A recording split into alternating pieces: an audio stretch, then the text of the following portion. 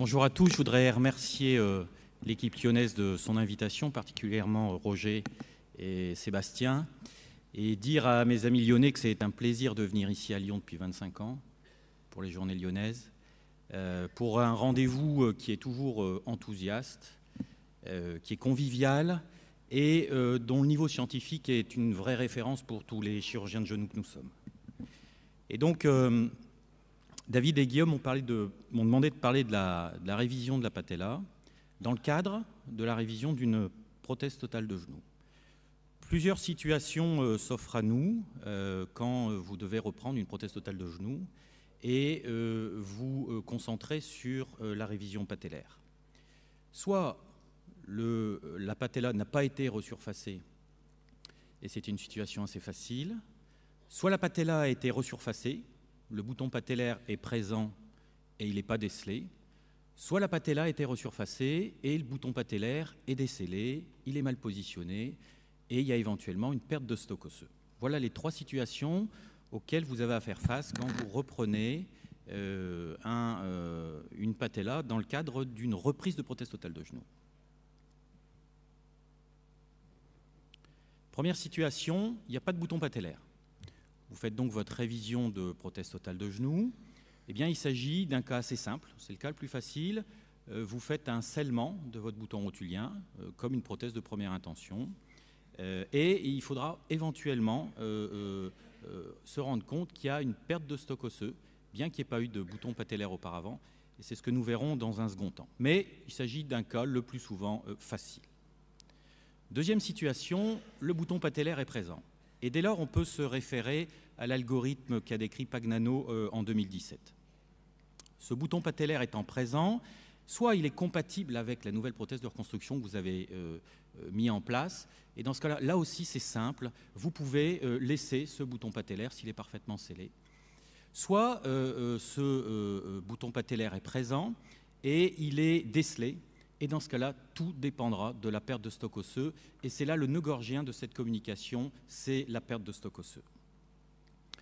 Donc le bouton patellaire est présent et la patella est scellée. Vous pouvez donc vous permettre de laisser ce bouton patellaire en place dès lors qu'il est compatible avec la prothèse de reprise, qui est le cas de la plupart des prothèses actuellement sur le marché. Mais vous pouvez aussi décider de changer le bouton patellaire pour avoir une compatibilité de marque qui soit complète. Eh bien, dans ce cas, il n'y a pas de différence sur le plan des résultats fonctionnels, mécaniques et des échecs qui sont minimes, avec des résultats qui sont équivalents. L'affaire est tout autre si, initialement, vous disposez d'un metal back sur la patella. Eh bien, là, il faut faire une reprise parce qu'on sait les échecs anatomiques à terme des boutons patellaires qui ont été mis en place en première intention par un metal back. Ces affaires étant faciles, on se trouve maintenant dans la troisième situation avec un bouton patellaire présent mais décelé. Dans ce cas, il va falloir faire une révision. Et tout le problème va être à la qualité et à la quantité de stock osseux. Si on revient sur l'algorithme de Pagnano, dès lors qu'il faut faire une révision patellaire pour un changement, eh bien, on va classer la perte de stock osseux en petite perte, moyenne perte et grande perte, puisque dans ce cas-là, l'algorithme chirurgical sera différent. Si la perte de stock osseux est petite ou modérée, il faut d'abord la définir. C'est une perte de stock osseux avec un minimum de 10 mm, 8 à 12 mm, et pour pouvoir faire une réimplantation d'un bouton patellaire cimenté dans ce cas précis, la technique doit être précise avec une ablation méticuleuse du tissu fibreux et le comblement de cette petite perte de stock osseux par du ciment. Et là, vous avez deux techniques à votre disposition. La première, c'est le comblement de la perte de stock osseux par du ciment que l'on pourra amarrer par un fil métallique à la face antérieure de la corticale patellaire, ce qui donne des résultats qui sont raisonnables à moyen terme. Le taux d'échec de cette technique est élevé si vous reprenez un bouton patellaire décelé pour une cause isolément patellaire. Alors que si la cause est fémorotibiale, la cause de la reprise est fémorotibiale, dans ce cas, le fait de reprendre le bouton patellaire donne des résultats qui sont satisfaisants à moyen terme. La deuxième solution est, toujours dans cette perte de stock petite ou modérée, d'utiliser un implant patellaire en polyéthylène biconvexe, avec dans les séries des utilisations jusqu'à une épaisseur patellaire de 4 mm, avec la définition très précise d'un seuil de 6 mm pour l'apparition de fractures. Les 3 papiers qu'on trouve dans la littérature, vous voyez qu'ils sont déjà bien anciens, donnent des résultats qui sont très bons, avec des survies très importantes à court terme et aussi à moyen-long terme. Et vous voyez que la série de 2009 donne 98% de survie à 10 ans, ce qui est quand même très élégant et très alléchant. C'est une technique qu'il faut certainement travailler. Quand la perte de stock osseux est sévère, alors de quoi parle-t-on? Eh bien, il s'agit d'une coquille d'œuf, il s'agit d'une patella vide. Il reste une corticale patellaire qui est fine, mais il n'y a plus d'os à l'intérieur. Et alors, qu'est-ce qu'il faut faire? Peut-on réimplanter? Beaucoup d'auteurs qui s'intéressent au harcèlement patellaire disent que, finalement, en dessous de 8 mm, la réimplantation patellaire n'est pas possible, et il faut donc s'orienter vers d'autres techniques. Quelles sont les solutions? L'ablation pure et simple du bouton, associée à une patelloplastie, une patellectomie, la réimplantation d'un bouton patellaire cimenté mais sur une greffe osseuse, auto-allo, une greffe osseuse seule, une ostéotomie de la patella, dont a parlé Yann, ou alors une allogreffe d'appareil extenseur. L'ablation du médaillon pure et simple, éventuellement associée à une patelloplastie, mais une patelloplastie de quoi? Il reste déjà plus d'os. Eh bien, ça maintient la fonction de l'appareil extenseur, mais les résultats fonctionnels sont difficiles, les complications sont nombreuses, avec fractures, maltracking, douleurs et raideurs. C'est parfois une indication de nécessité, si le stock osseux est vraiment déficient, mais en prévenant le patient du résultat fonctionnel. La deuxième possibilité, c'est la patellectomie. Le résultat est clairement mauvais, la technique est très précise et on a malgré tout cela un déficit d'extension qui est franc et une perte de la force du quadriceps de 30 à 50%.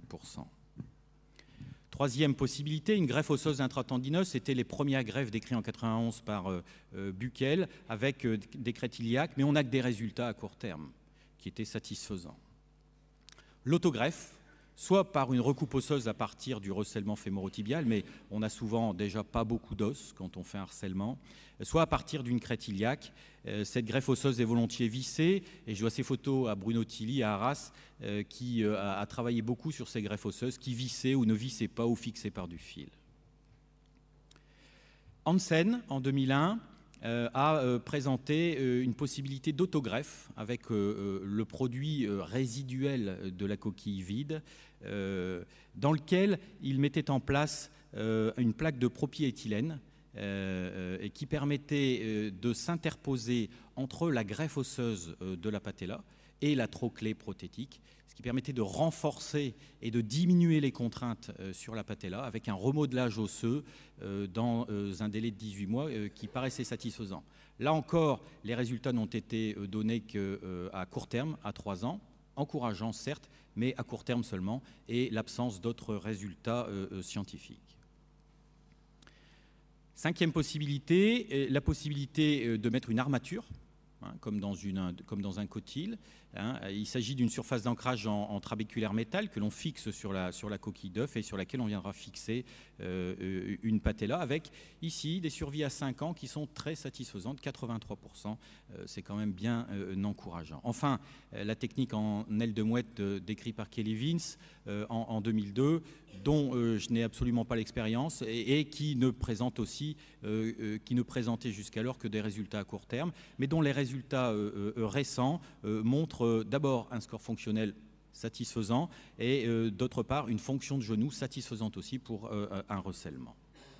En conclusion, il faut connaître la cause de votre révision. Ça, c'est vraiment fondamental avant de poser l'indication, mais Yann vous l'a dit juste avant. Le plus souvent, et c'est le cas qui vous sera opposé quand vous reprendrez une prothèse totale de genou, le bouton patellaire reste scellé. Vous pouvez le laisser en place dès lors qu'il s'agit d'un dôme symétrique. Le problème, le vrai problème, le seul problème est à la perte de stock osseux, mais les techniques sont nombreuses, les résultats sont à court terme et nécessitent d'être renforcés au moins à moyen terme. Le principe de toute révision patellaire, c'est bien sûr d'obtenir une fonction, mais avec une morbidité chirurgicale iatrogénique qui doit être la plus faible possible. Je vous remercie.